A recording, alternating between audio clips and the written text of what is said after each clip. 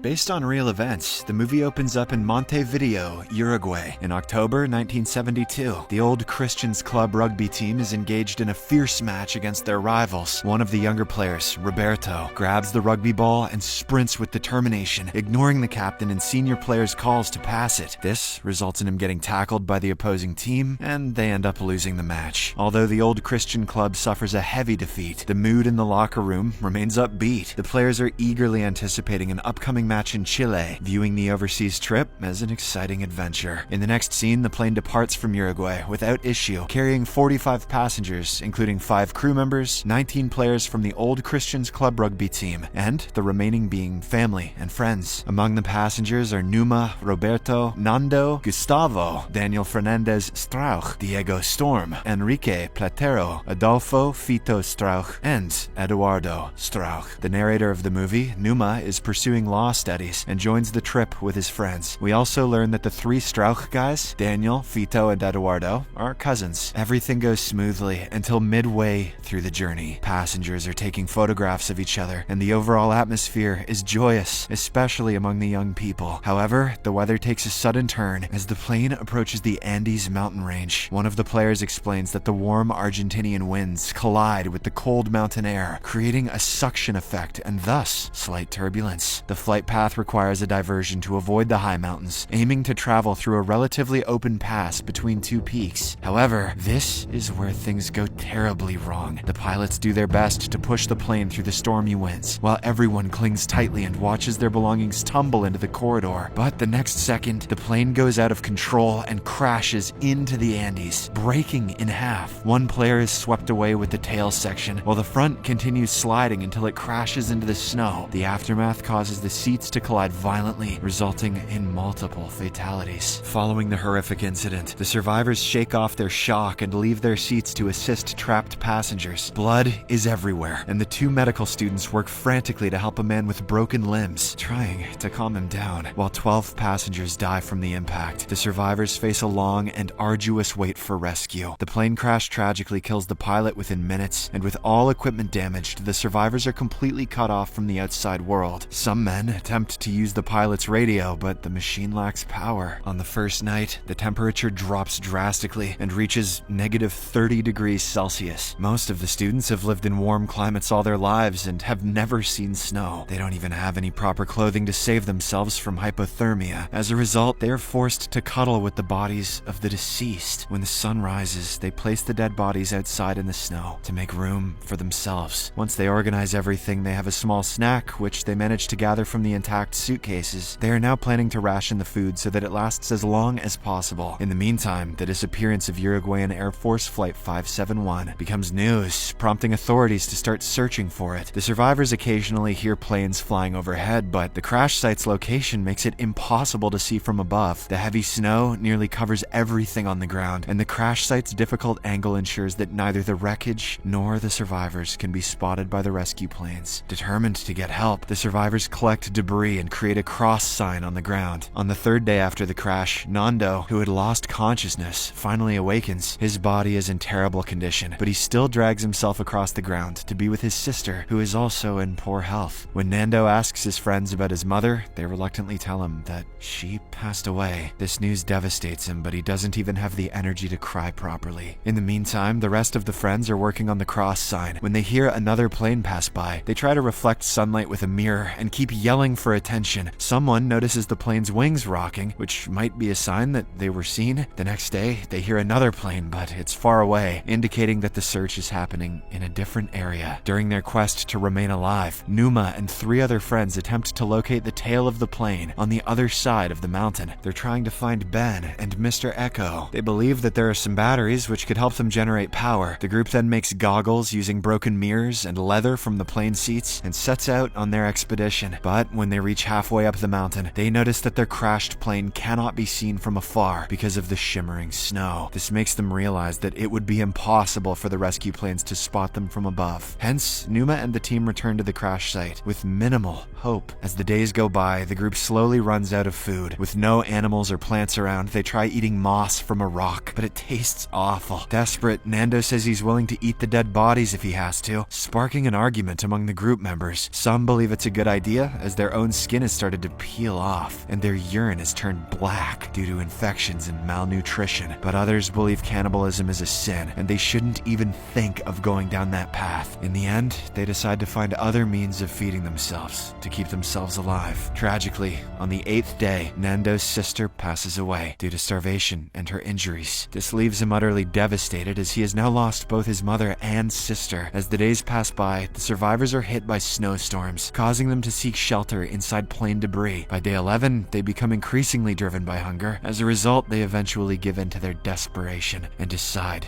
to eat human flesh. The Strauch cousins take the initiative to handle the situation as respectfully as possible. They cut the meat from the bodies while keeping the identities a secret. They also dry some of the meat under the sun to make it more edible. One day, the group discovers a new suitcase and finds a radio inside it. They somehow manage to turn it on, hoping to hear news of a rescue operation. However, their hopes are dashed when they discover that all search missions have been called off. In the next scene, Numa and 2 others decide to search for the plane's tail again. When they finally reach the other crash site, they discover the lifeless bodies of many of their friends. On their return journey, they struggle to move quickly as the freezing winds make it hard to breathe. But despite all odds, they somehow brave the fierce storm and manage to make it out alive. On day 17, the group faces a storm for 5 days. This forces them to seek refuge inside the plane, where they spend most of their time sharing stories to boost morale. Suddenly, an avalanche occurs and buries the plane deep underground. The survivors immediately spring into action and start digging through the snow to rescue their friends. They even use their own urine to melt the snow faster. After much effort, they manage to rescue some friends, but sadly, 13 more are already lost. On day 18, the group moves the dead bodies piled up inside the plane. They are still consuming their deceased friends, as all other food sources have run out at this point. The only one who hasn't resorted to cannibalism is Numa, but he is starting to get very weak. On day 21, the remaining group finally emerges from the snow and tries their best to dig out the plane. Eventually, they free the plane and help out all the other survivors. They then consider sending a few men on a search, but realize they cannot survive the freezing nights outside. Therefore, they agree to wait for summer. On day 34, the snow finally begins to melt. But just when things start to get better, 2 injured men fall very ill. The medical students try their best to help, but one of the men named Coco soon passes away. The survivors later find a letter from him and keep it safe. In the letter, Coco has written about his horrific experience and the beauty of the place at night. On the 36th day, 4 men, Roberto, Nando, Tintin, and Numa, set out towards the east from the crash site. They hope to trek past the Andes mountain ranges and eventually reach Chile. However, Numa is forced to abandon the journey and return to the airplane due to a severe infection on his foot. The 3 remaining men press on, and they eventually locate the broken tail of the airplane.